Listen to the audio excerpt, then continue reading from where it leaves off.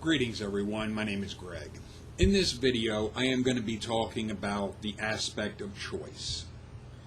This will be a bit of a rehashing of the abortion subject, but as well as talking about other areas of freedom of choice, like assisted suicide or the right to die, things of that nature.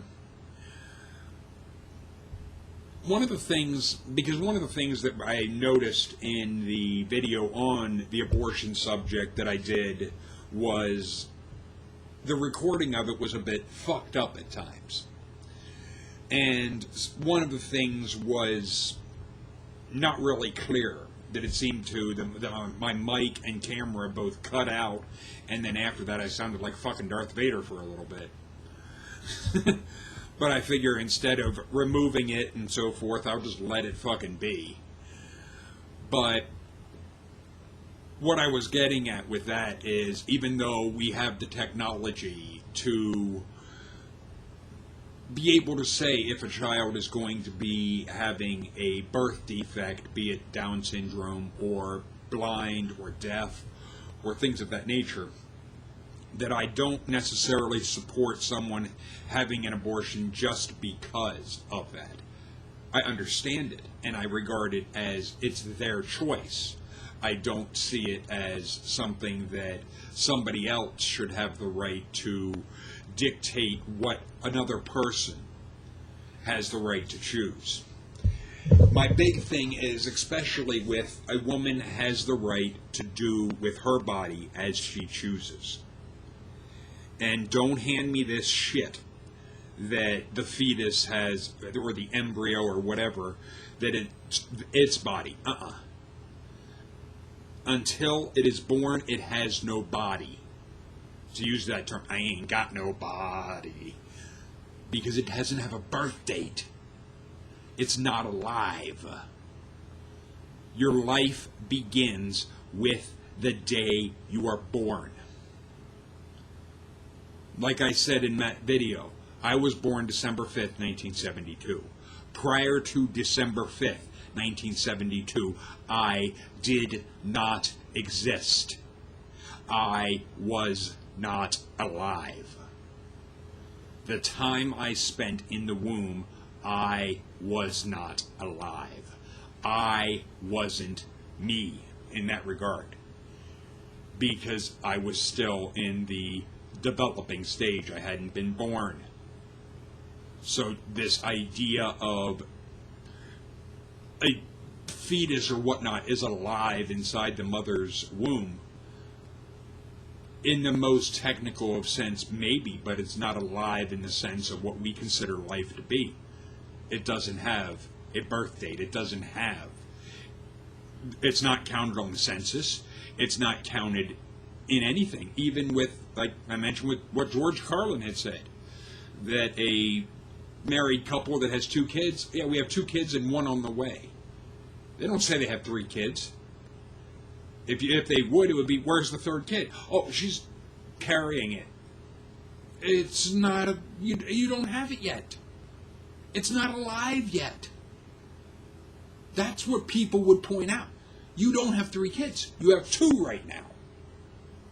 When that child is born, when it has a birth date, then you have a 3rd. It's very much like in the aspect of cargo. When you order something, from the moment you place the order, in a sense, and you pay for it, technically it's yours, but you don't have it yet. The delivery hasn't come. And in that regard, that's what we are to the government. We're cattle. We're basically property. That's why a birth certificate. When a woman is in labor, she's giving birth. When a ship is in port, it is in its berth. These terms were, in a sense, chosen for a reason. Because to the government, we are a commodity. We are an object. We are in a sense, We have value. That is why the term is used. Some are from good stock, some are from bad. It is not having to do with genetics. It is having to do with what's your value or your family value on the stock exchange. It has nothing to do with your genetics. It has everything to do with money. But this aspect also of the right to die. What came up with the Terry Schiavo case? When a person is brain dead, they are fucking dead. Now, when I was in the Army, one of the things I had said to guys in my unit, I didn't get deployed with them, but I had said if I would, because this was before my battle with the Army, when they got deployed on the subject of aliens, which I can get into in another video if you guys want, but I had said to them, if something would happen in combat and I would be injured or shot and, in a sense, lose consciousness and be in a position where I've lost my legs, or the aspect of the Metallica song One, my legs get blown off, my arms get blown off, I'm blind, I'm deaf, if my physical body is too stupid to realize I'm dead, fucking kill me. Don't play fucking games. Do not resuscitate. Don't put me on fucking life support. Fucking shoot me. Because as far as I'm concerned, I'm fucking dead. It's not one, I don't have this over-obsession with what is termed life. Because what can also be mentioned, and I saw videos on this and I thought it was rather interesting, is the brains in a vat idea. That everything and it goes along the lines of what I've said, everything we experience is coming in and it is interpreted via our brain. But that video and that idea went further with it scientifically. That everything is happening within your brain. That there is nothing in what is termed the real world. Because even like my smoking this cigarette, it's not, in a sense, real. It's happening, in a sense, you're seeing me and smoking my cigarette in your brain. It's all going on in your brain. Same as when I see the cigarette and inhale, it is all going on in my brain. This is also why dreams can feel just as real as life.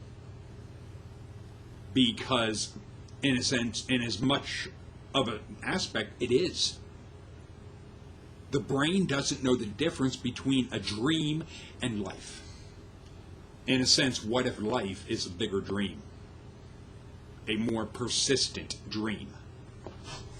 A dream that we come into, in a sense, every time we wake up. It's an interesting thought. Because the brain is where it's all going on. Now, there are claims made that there is a soul or whatnot behind it. I don't see evidence of that. What I see and what I can definitely say is it's all contained within the brain. Everything. All perception, all thoughts, all ideas, all experiences are aspects of what's going on and how the brain is interpreting everything. So it's one, I find this intriguing, the brains in a vat idea, because what was mentioned in that video was you could be experiencing the same things you are in life by having your brain in a box and having it wired so that the signals and so forth are coming in, simulating everything that is experienced in life, from going to a job, having sex with your wife or girlfriend or whatnot, smoking cigarettes, be it drinking soda, or alcohol or anything. that it's all a matter of the things that are being interpreted by the brain and how the brain is interpreting it. That being said, if the brain is dead, you're dead. There's nothing. It doesn't matter. If the brain is not developed to where it can understand things like this, it doesn't matter. You don't exist yet. It's not developed enough. In a sense, you're not alive yet. The brain is still developing. That's why before birth, nope, you're not alive. Life begins at birth. That's when we recognize life beginning. And like I had said in that abortion video, if you want to get that changed, get the date of birth changed. Get it changed from, here's your date of birth, but also here's your date of conception or your date of beginning life. Prove that one. Prove exactly how far into pregnancy life begins. Scientifically prove it and get it passed in Congress and have it made into a law so that people are, yes, I was born on X date, but I was alive on X date. Because then it would be a matter of, for those that are, like when the aspect of turning 18, when did they turn 18? Is it on when they were alive, that date, or the date they were born? Or when it comes time for them to be able to drink, like 21. All right, what date are you going by? Are you going by the date that they were declared by you religious people and pro-lifers that their life began? Or the date they're born? If you're going with those things by the day they're born, then that's when their life begins. Let's be consistent. But what people also want to ignore is the aspect of poverty. They want to try and act like those that are living in extreme poverty to barely able to survive or not even able to without government assistance, welfare. I don't really talk about welfare or political subjects too much, but this subject really has to bring it in because there are some people that it seems that they do have the idea that having kids is a business. That the more kids they pop out, the more money they can get from Uncle Sam. Which means the more money they can take from you and me. They don't have to work. They can sit back and collect welfare. And expect you, me, and those of us that do work to pay for their fucking kids. I am very opposed to this. I have no problem if somebody wants to have 7, 8, 9. You want to have a football team of kids, fine. Have a job good enough that you can support them. And that you can cover all their bills. It's on you. It's not on me to support your kids. That ain't happening. That should not fly, ever.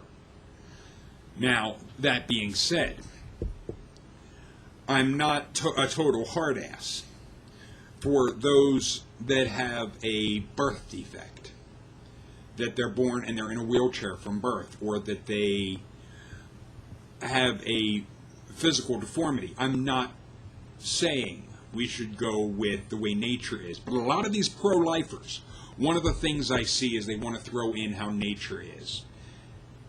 You people want to be careful, because if you want to try going with what goes on in nature, in nature, animals rape on a regular basis. Sex is not necessarily consensual. You want to be very fucking careful. If you want to try and act like we should be compared to nature and the way nature does things is so wonderful, be fucking warned of what you're asking for.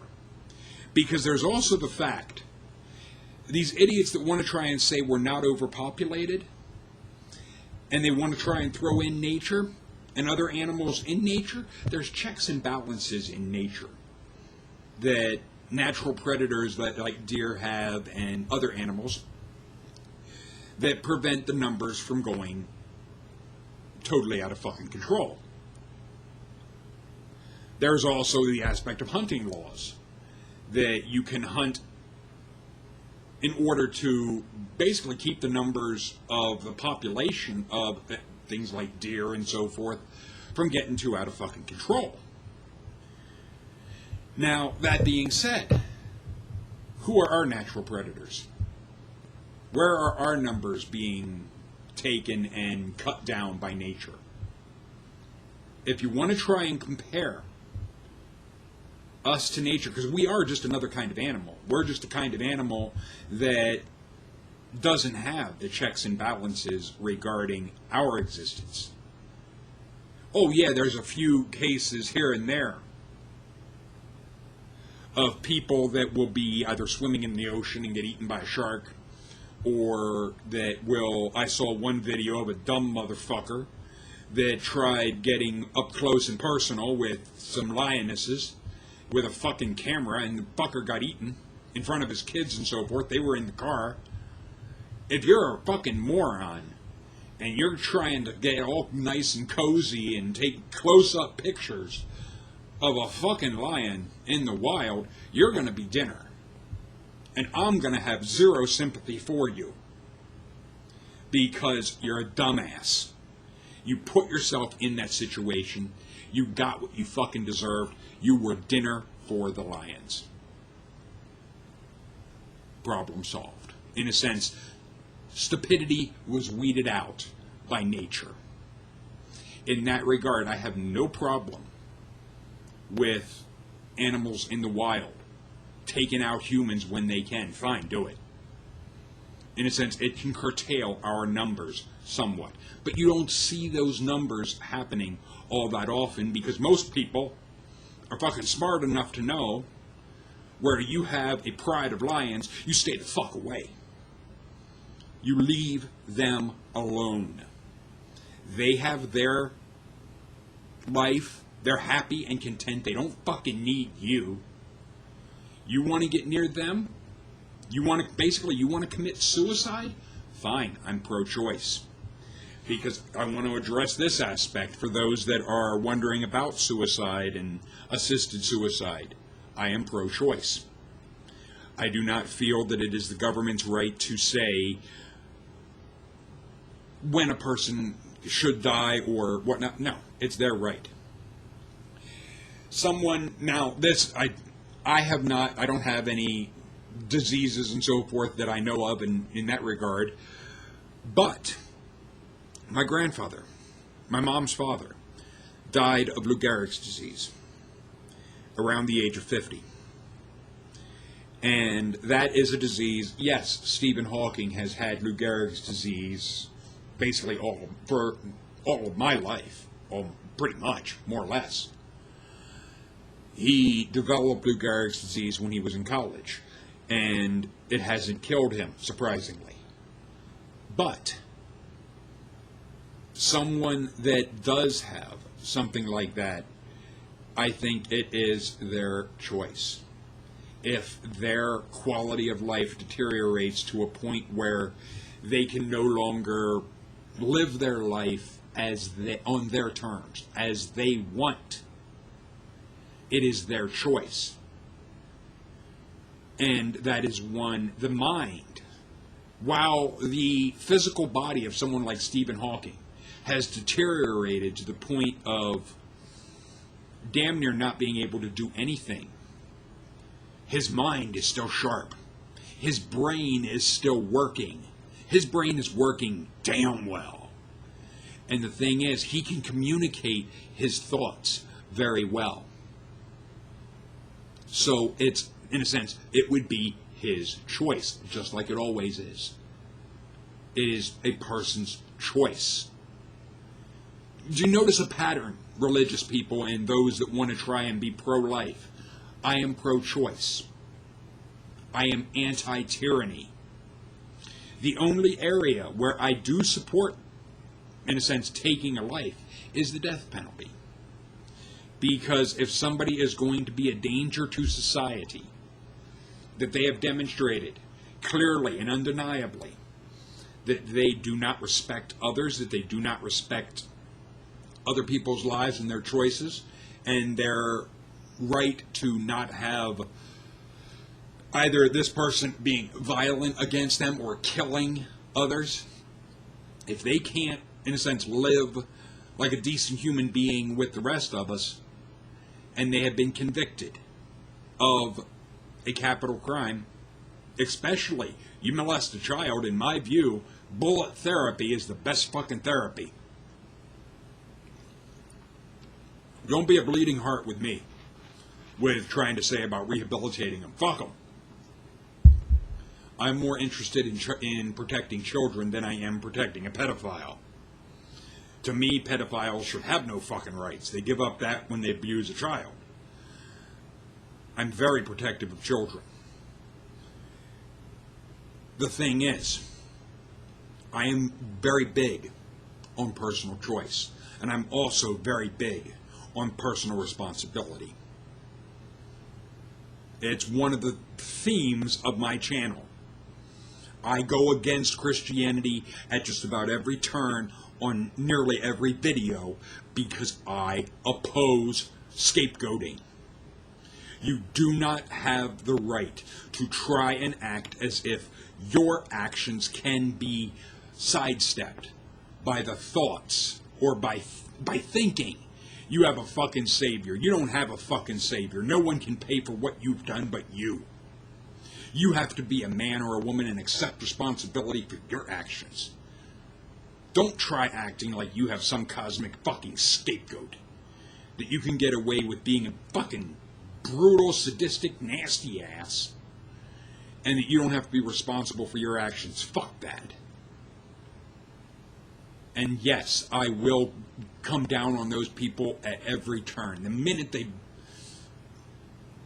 weasel their head out of the ground, I'll be there to shoot it the fuck off. I ain't playing. I'm not going to kiss the ass of someone that wants to try and act as if they don't have to be responsible for their actions. Bullshit. And if you want to try and use your fantasy fucking Bible, I'll beat you with it. I'll beat you with book, chapter, and verse, where it says you have to change your behavior. Where there is not one mention in the Torah or Tanakh about a scapegoat. Don't try coming to my channel and thinking you're going to be preaching your Jesus. I'll beat you with it. I'll shove that Jesus and I'll shove the Torah and Tanakh up your ass. But when it comes to someone's right to die, like the Jack Kevorkian, it's a personal choice. Those people have the right to say, I have a terminal illness, I don't want to suffer, take me out, type of thing. Because, conversely, when I was in my 20s, my mom had been diagnosed with a brain tumor. We had no idea until one night she had like 3 grand mal seizures. And they had diagnosed her with having a prefrontal lobe up in the front of the brain tumor. And they did the chemo and tried all of the aspects, and the doctors gave her 6 months to live. She did end up lingering for 1.5 years.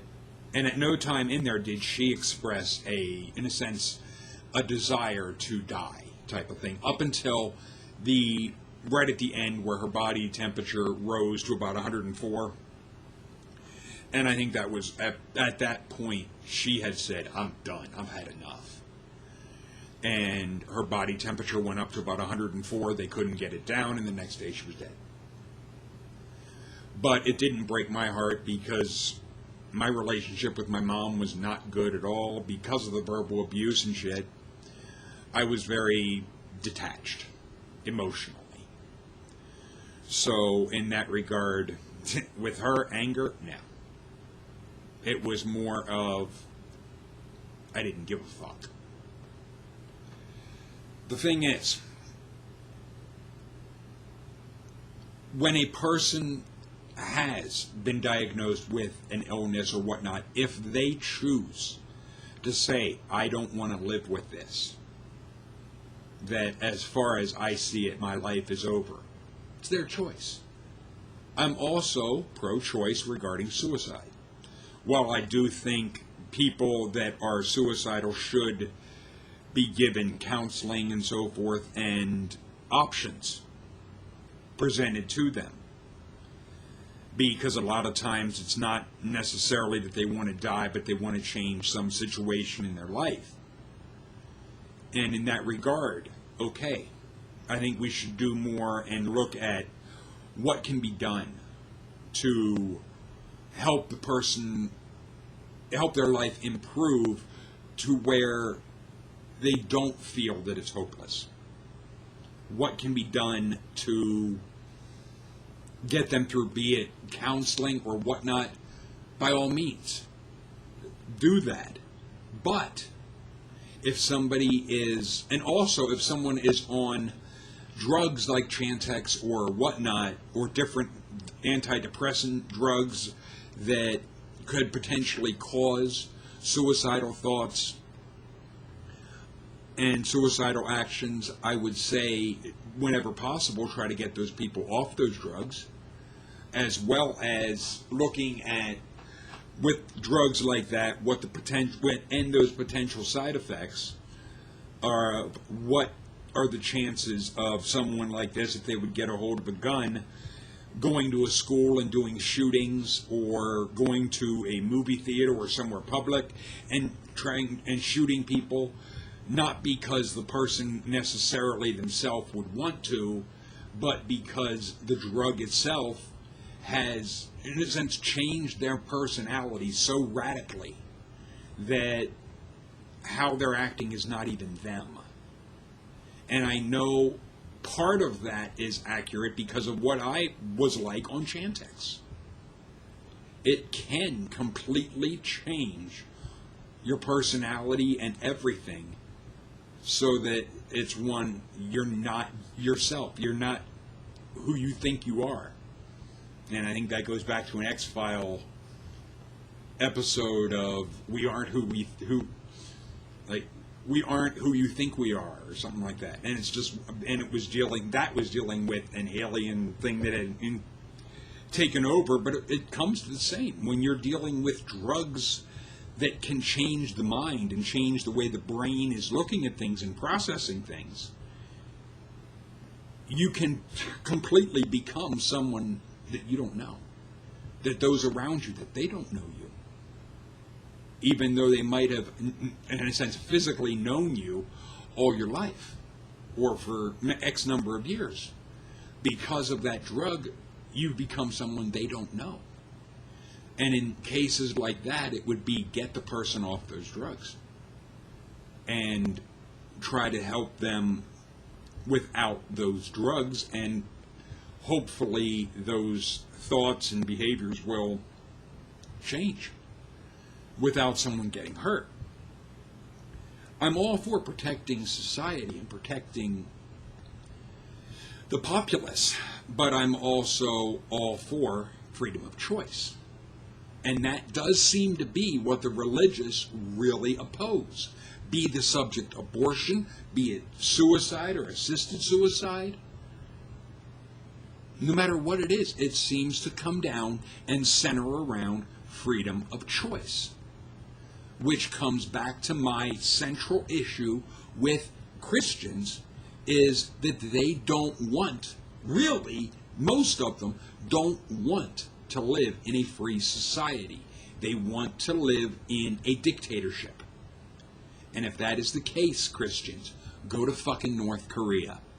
You can have your dictatorship all you fucking want, but leave those of us that want freedom, that value freedom, that like freedom of choice, that like thinking for ourselves, let us be. You can have your dictatorship, you can have your slavery, just leave us out.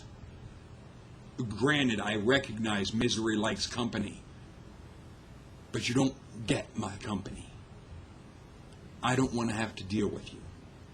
But leave your thoughts and comments below. Later, people.